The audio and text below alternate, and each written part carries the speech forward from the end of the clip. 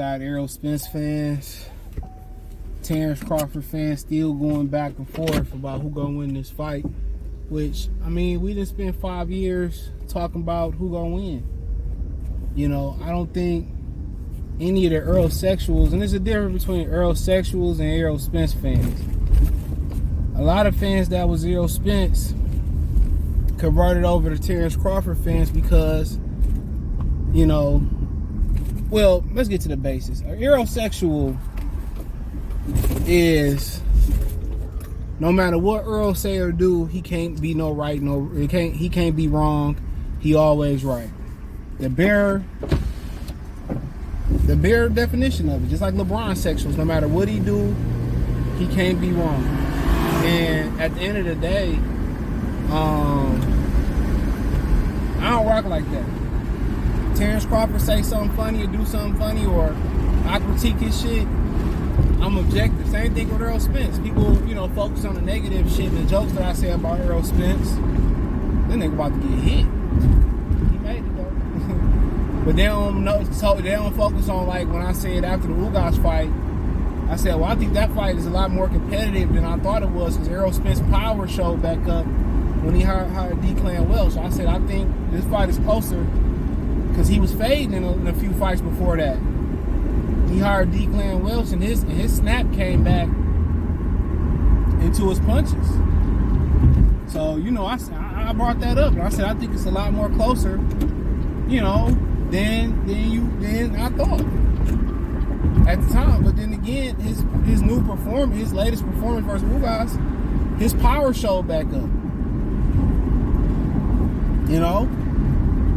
So I'm gonna be objective about it at the bare minimum. Even when I do a breakdown, when I pick a winner or whatever, I'm gonna be objective. I don't feel like I need to watch film, but maybe I'll just watch film just to do my due diligence, because I seen both of these guys fight a bunch of times. Man, they got this shit so fucked. I'm so tired of construction. As soon as it get hot, they want to start doing construction. So, well, yeah, I didn't seen it, but y'all still debating, acting like y'all gonna change somebody's mind about who gonna win this fight. Any fan that's dug in at this point with Errol Spence, through all the whack shit he said, through admitting that Al Haymon was holding up the fight, and them fans still blaming Terence Crawford for the fight, after all the bullshit Al Haymon did, and they still tied in with PBC, and still Al Haymon can't do no wrong, or they deleted their channel, they disappeared from the YouTube or social media boxing, and they deleted their shit and they moved on. You ain't heard from them, or they just popped back up when this fight came about, and then they changing their tune, and it still was Bud fight. Dude, ain't no converting them niggas over to nothing, bro. Ain't no converting them over to nothing, dude. Y'all wasting y'all time going back and forth with these guys. And any person that, I forgot I hooped up here one time. I forgot who was up here with. But I forgot that park was even right there. But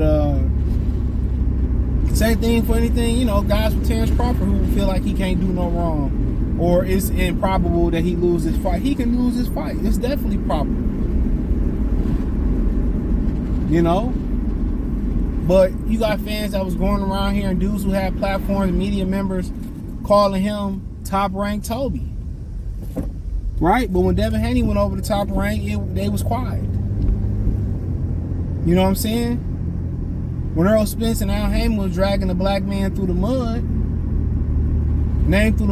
and they was going along with him, calling him Aerosexual, calling him top-ranked Toby, and he broke, and all this shit, you know?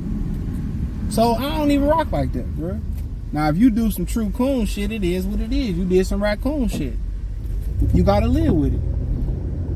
But these dudes reaching and shit, and Errol can't do no wrong, and they feel like they sexually tied in to Errol, and the niggas that was blocking Errol from the getting in the ring to challenge him, when people was justifying Errol Spence running off when Bud knocked Porter and running out the arena and shit.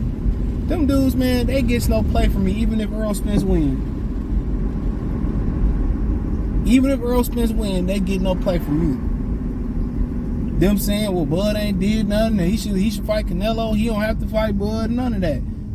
You had that old Trife Life bitch that be on Trill Boxing Talk, looking like cow and chicken hoe, talking about I don't want to see the fight. For what? For what? Don't no real boxing fans sound like that. Ain't nobody that sound. Ain't nobody that's for their people. If you truly for black people, say no shit like this, because it's truly a black event, and this could be black history. Matter of fact, it will be black history. So don't no real person sound like that, bro. Don't no person that really rock with their people say the shit that they said. So y'all waste y'all time going back and forth arguing about who gonna win when we have 5-6 years to talk about this shit. Have some things changed? Absolutely, but ain't nothing changed since he fought Ugas. How about that?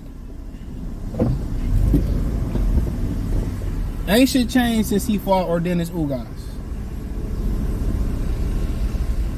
Right? That was the best Errol Spence looked probably since he beat Kell Brook, and this off the record, off of memory. You know? Yeah, my bad to mute that shit. I'm playing Jay-Z and shit. But yeah, you know. So y'all going back and forth wasting y'all time unless y'all just helping them trend on Google and Twitter and all that shit. Man, I ain't got time to waste to be arguing with no Errol Spence fans, no Terence Crawford fans. I ain't no time to be doing that shit. We know why I believe Terence Crawford gonna win. You know if Errol Spence gonna win, why would he win? It ain't no point. It ain't go argue about the NBA Finals or the draft or some shit. Go argue about that. Come on, man, because all these niggas talking reckless. If you see him at the fight, you see him in public, there ain't gonna be none of that. What Jay-Z say, when I see you in the club, it don't be none of that. Damn, Playboy, where the fuck is the Hummer at? It ain't gonna be none of that shit.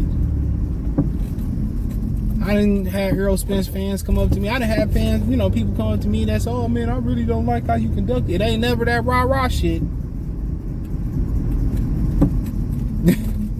Niggas know how to come correct, and they be and some of them, in my opinion, probably be the same niggas that be running their fucking mouth recklessly on the internet. The internet is not, a lot of the shit on the internet is not real, bro. So we always kind of got to remember that. A lot of that shit is not real. But yeah, man, I'm not about to be debating niggas on their channels or going back and forth with niggas on social media about some shit. It's about to happen. The shit done turned into a true fantasy fight debate. That's what it's turned into. You can tell they can't drive. That's what it truly done turned into. Niggas treating it like a fantasy fight.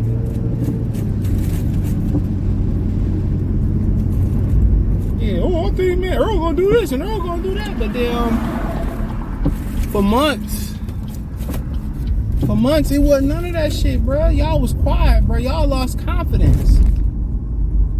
Then I told you Errol was gonna make it happen. I told you, man, them niggas had no intentions on making that happen. And the only reason Errol Spence made it happen was for PR. You know what I'm saying? Only reason he made it happen was his people said, no, don't do that. He sat out, lost money, could have remained active. That just let you know what type of person Al Heyman is. He's not doing his fiduciary duty as an advisor. He come on, if you don't do what he say do, you gonna pay something. Everybody talked about Bob Arum operating the same way. All these dudes do the same ish. Reason he made this fight because he was tired of niggas in his ear. He heard the footsteps in the dark in my Ron Ozzie voice. He heard niggas really smearing his name. He already was a suburban boy. He felt like he got some street cred for going to the streets and fighting in the streets and shit like that. He didn't want to lose the street credibility that he got. He said, you know what, I go out and fight him.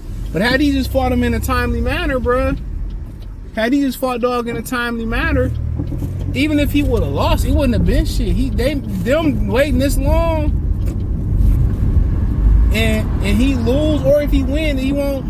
If he win, it won't even be the credit that you really got from the beginning, bro. And if you lose, it's gonna be worse off. You ran like a bitch, and then you got your ass whooped like a bitch, depending on how you lose. You know what I mean? So, you know, all great things don't need to wait. I'll tell you this, I be happy when I just say, you know what, I'm gonna do something, and I don't put it off, and I knock it out and do it. Hey, get it out the way. A lot of times when motherfuckers be doing this, holding out in fear of doing something, or, you know, kind of fear, like, I don't want to do this, or I don't want to fight him. A lot of times when they fight him, it don't even be shit to what you think it's going to be, your imagination make it's going to be. It don't be shit compared to that. It don't be shit compared to that. At all.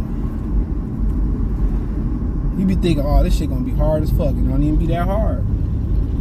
So, it is what it is. Thumbs up the video, share the video, subscribe to the channel. The subscribe button is the bell icon button. Hit all notifications, increase your chance of notifications. We go live or drop a video.